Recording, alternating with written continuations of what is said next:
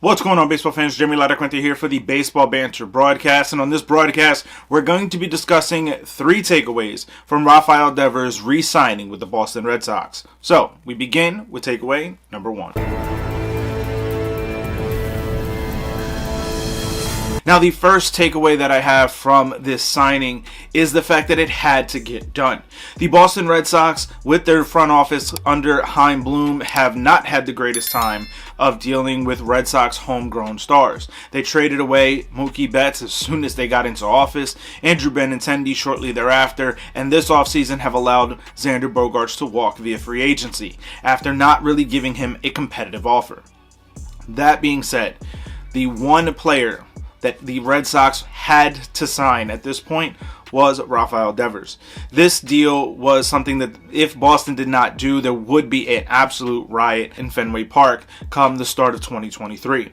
The Red Sox couldn't even allow Devers to get through the season to free agency. Even re-signing him after the 2023 season would have been seen as a failure. This was a must-do move for the Boston Red Sox because if not, they were going to be having an epic meltdown for the fans in terms of this 2023 campaign. The front office has had a ton of questionable moves, and with this signing, they start to try to win back the graces of the Red Sox nation.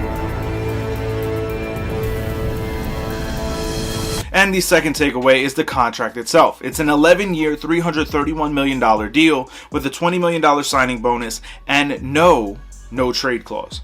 That to me is the biggest interesting wrinkle of the entire deal. If this front office continues the way that it's going and the way that the team has been kind of playing over the last couple of seasons, they may actually do the same thing that the Rockies did with Nolan Arenado, sign him to an extension and trade him away.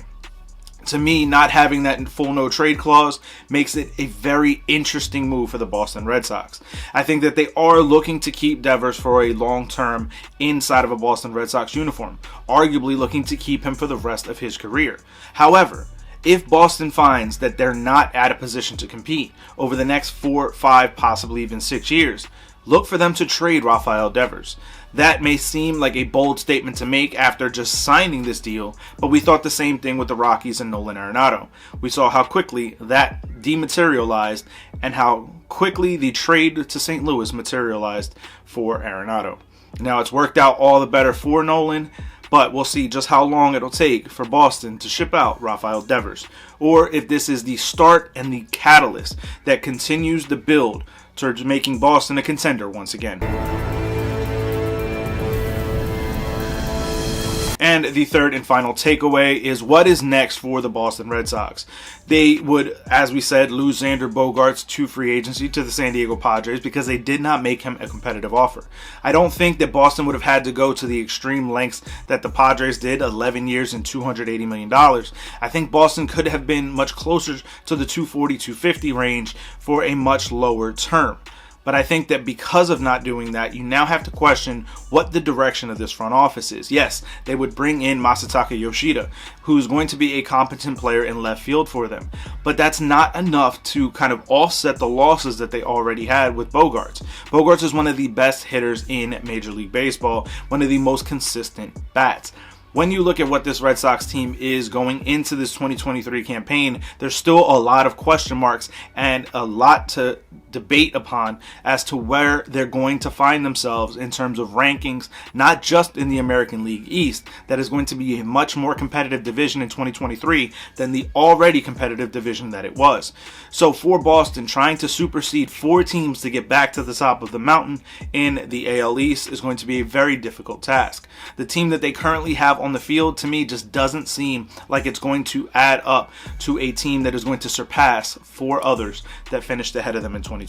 But I want to hear from you guys. Let me know your thoughts, your feelings down in the comment section below. Red Sox fans, how are you feeling now with Devers being locked back in long-term to your organization? Are you starting to feel a little different towards Chaim Bloom in the front office, or is this something that doesn't even move the needle for you as to being appreciative of what they have done for the front office?